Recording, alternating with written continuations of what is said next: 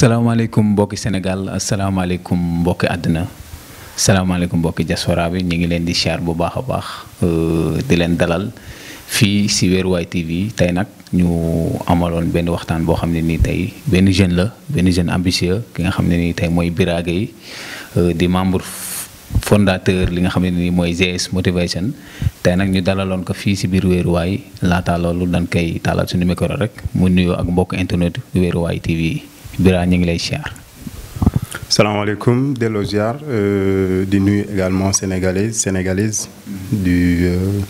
de la nation comme de la diaspora ku si nekk ñu ngi lay fekk fi nga toog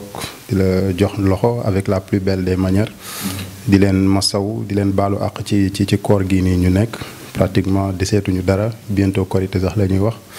donc di si profito di anticiper affaire yi di baalu ñëpp àq di baal ñëpp àq je suis Bira Gueye comme ni nga ko waxee président et membre fondateur du GSM Plus muy groupe source de motivation plus peut-être buñ ci xuusee ba ci kanam peut-être dinañ gën a développer les choses. waaw Bira Gueye laata loolu dañuy ñëw rek rentrer dans le vif du sujet si li nga xam ne ni mooy GS Motivation bi maanaam nan nga idée bi nan na la ñëwee ba nga créer ko xam nga mu doon plateforme boo xam ne nii dafa réunir ñu bëri étudiants élèves ak leneen maanaam idée bi nan na la ñëwee ba nga def création noble boobu noonu. Je tiens d'abord à rappeler qu'il faut être inspiré avant de pouvoir inspirer. Il faut être inspiré, c'est-à-dire il faut nga am koo xamante ne moo lay inspiré, il faut nga am mentor pour pouvoir se former des mentors. Alors, moi j'ai été inspiré par un coach du nom de Ibrahima Dia Samba Modi, donc ñu naan ko coach Dia. Coach en développement personnel la bu nekk université Cheikh Anta Diop de Dakar peut-être la majorité de ceux qui nous suivent xam nañ ko wala peut-être mës nañ dégg ay affaire ci moom donc da doon organiser ay conférences da doon organiser ay peut-être des séminaires et cetera des formations de prise de parole en public coaching en développement personnel leadership et cetera moom yu si bëri ci yooyu la doon lancé donc après loolu noonu mais man ce link là avec moom si ay audio la jógee d'habitude il faisait des audios donc mu koy traversé des audios de motivation donc ma dem à un moment donné je me suis retrouvé dans un de ces audios donc audio boobu noonu après parce que à chaque fois il laissait un numéro de téléphone donc après par le biais de ce numéro là après si la link ak moom on partage et cetera après donc moo ma inspiré et à un moment donné je me suis dit parce que man tamit j'aime ça à chaque fois damay bëgg a jëlal affaire yi sama bopp di def comme je veux pas être comme mais je veux dépasser c'est pas xaw ma ndax comprendre nga li ma bëgg a wax à chaque fois man bu ma nee maanaam bëgguma doon comme supposons Balla Gaye bëgguma doon Balla Gaye à chaque fois damay bëgg a dépasser Balla Gaye même si je dois passer par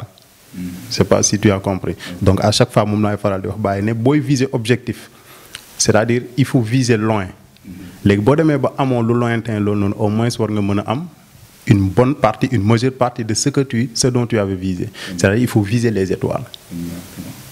il faut viser les étoiles il faut viser le ciel du moins boo amul le ciel nga am les étoiles j'ai une fois reçu un appel d'un directeur et par décence par respect de son nom de sa personnalité bëgguma tudd tur alors directeur UVS la moom woo moi qui suis étudiant aw ma dara pauvre étudiant mu may woo di ma galvaniser en me faisant croire que moom il est motivé de par un audio qu'il a entendu de moi alors imaginez loolu te pourtant il est 4000 fois plus diplômé que moi. directeur UVS moo la contacté. directeur UVS moo ma contacté di wax comme quoi que ni non dafa recevoir après peut-être après dinañ leen partager lien bi après ci suuf vidéo bi muy wax audio bi muy wax c'est que c'est une vidéo un audio qui parlait des 10 bonnes raisons pour étudier à l'US bi mu ko liiree après il s'est retrouvé mu gis ci boppam mu contacté ma et avant moo doon contacté sax il pensait que ni waaw ki mu doon woo nii c'est un doctorant wala benn nit la boo xamante ne il a assimilé des tas et des tas de diplômes koo xamante ne peut-être jóge na Los Angeles ñëw wala on sait pas te ki muy waxal bi ñu sonn fii UCAD mi ngi fii nii à faire la queue du matin au soir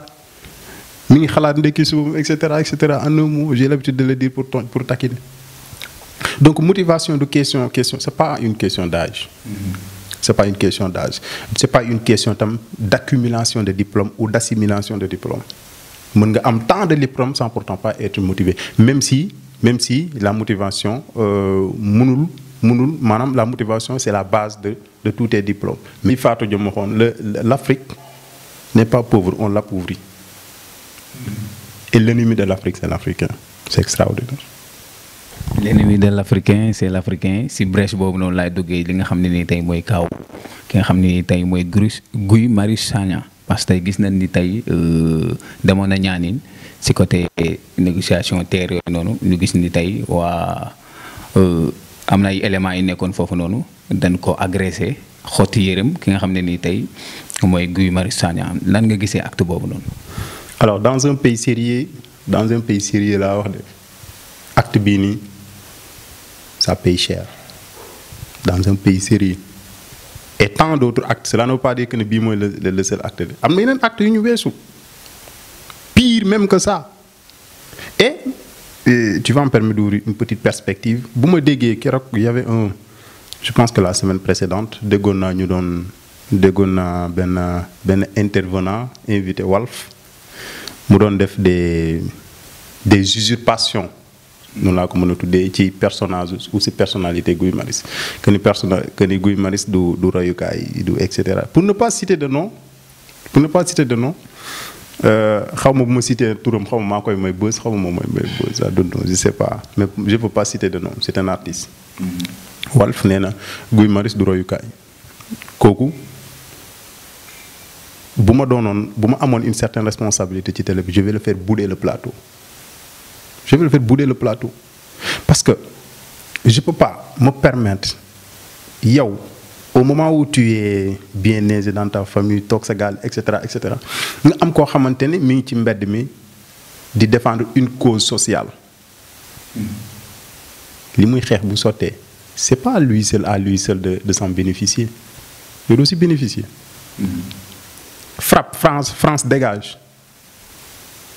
Il est inconcevable bu ñu ne la France dégage France ne peut pas mënul dégager ci Sénégal de manière complète mënul nekk mais quand même la majeure partie maanaam li fi France am au moins ñu xool lu ñu koy réduire wala ñu renégocier les contrats. Exactement, surtout ça. Ñu renégocier les contrats.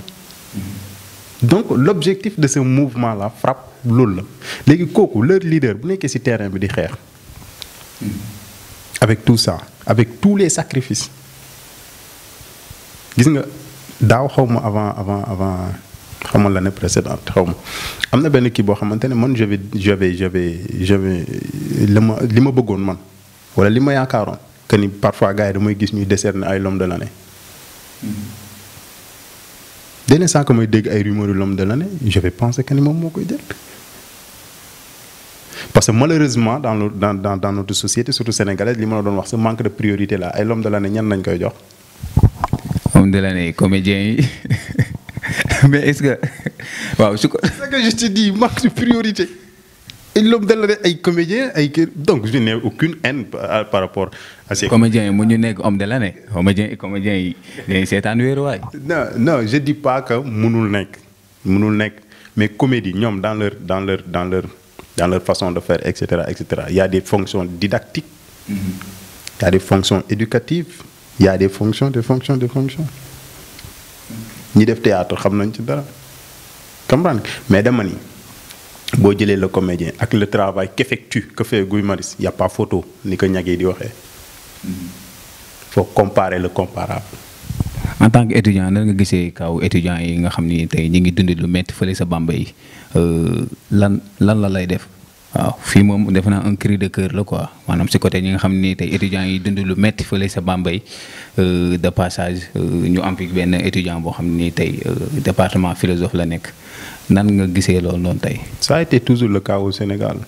et d'ailleurs de manière générale aucune université n'est. naa ni li du si nag bi xaju si cin li parce que ñi ngi may signaler ni li ñu jotoon jox si li nga xam ni tey mooy temps jeex na. tey nag ñu dalaloon koo xam ne nii tey naanaan la étudiant la maanaam koo xam ne nii tey source de motivateur la parce que ki nga xam ne nii tey day dox ci li nga xam ni mooy wàllum social di motiver ay nit di def leneen ak leneen jot na ñu leen di fësal di leen wane waaw parce que c'est très important ñoom tamit si mbir yi la ñu bokk xam naa Bira la mooy sa dernier mot ak mbokk internet wéeruwaay de programme di rafetlu également seen kii bi bien que c'est pas du affaire boo xamante ne tamit dafa extraordinaire, je veux dire, mais quand même tout le monde commence par ça. Tout le monde commence par ça. Ni ma ko waxee dès le début rek, des hauts et des bas. Donc motivation bu leen fi teewul woon peut-être jaay ngeen seen affaire, jaay ngeen seen matériel. Donc motivation moo leen fi nekk tout le temps ngeen gëm seen bopp jàpp ni peut-être tôt ou tard au bout du tunnel dinañ fa arriver. Donc keep on way ni ko anglais waxee. Donc c'est ça. Te toi qui me suis, yow mi nga xamante ne peut-être tu auras la chance de regarder, de visualiser cette vidéo. Donc quitte à ce que tu abonnes. Donc abonnel ci chaîne bi, peut-être dina amaat yeneen émission whatever yeneen affaire yoo xamante ne peut-être dina ñëw même bu fekkee avec c'est pas ma personne mais quand même dinañ indiwaat yeneen pool de personnalité yoo xamante ne dinañ fi jaar et dinañ gën a élargir si yeneen domaine et je vous remercie. ok ñi ngi jaajëfalaat mbokk internet yi di jaajëfalaat ñi nga xam ne nii tey mooy mbokku diaspora ba képp ki nga xam ne nii tey yaa doon suivre émission bii nii amaloon ki nga xam ne nii tey mooy Bira Gueye du jeune boo xam ne nii tey day dox si wàllu motivation ak lépp li nga xam ne nii tey mooy wàllum social ak leneen ñu amoon contentement dalal la si suñu loge di kontaan bu baax a baax di wax mbokk waa Wéruwaay yi restez scotché comme nu mu ko mujjee wax abonné leen ngeen partager te it ngeen activer cloche de notification yi pour mën a xaar suñu yeneen vidéo ak suñu yeneen émission d'ici là portez-vous bien, à bientôt, Inch'Allah.